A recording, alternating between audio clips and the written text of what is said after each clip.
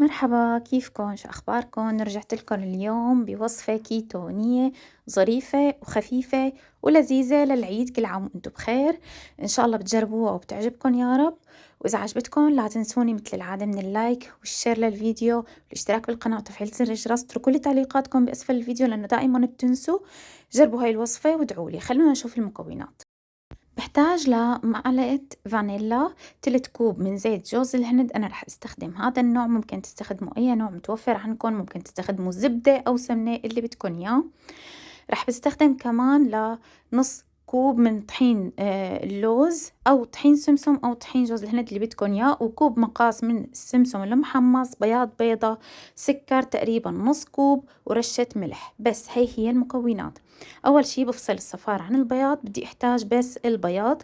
بضيف عليه الفانيلا ونص كوب سكر إكسليت. فيكن تستخدموا ستيفيا، فيكن تستخدموا أريثريتول، يلي انتو بتفضلوا فيكن تستخدموه. بعدين بضيف عليهم 3 كوب زيت جوز الهند وبخلطهم مع بعض. القوام بصير عندكم أبيض وكريمي بهذا الشكل.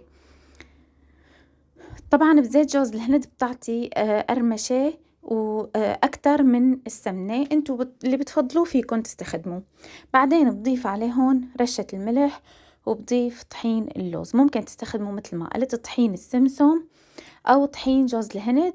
الطحين اللي انتو بتفضلوه فيكن تستخدموه، ما في مشكلة.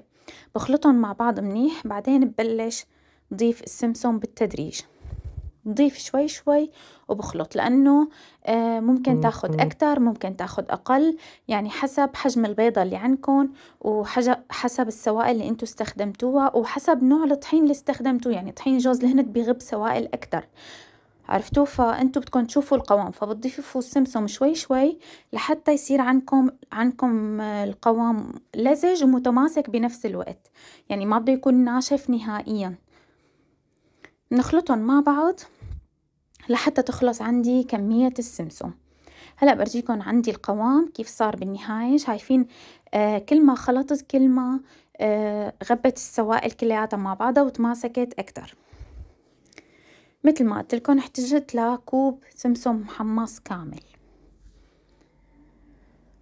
شوفوا القوام كيف صار عندي بهذا الشكل، لزج ومتماسك مثل قوام السمسمية وقت سويناها بفيديو سابق.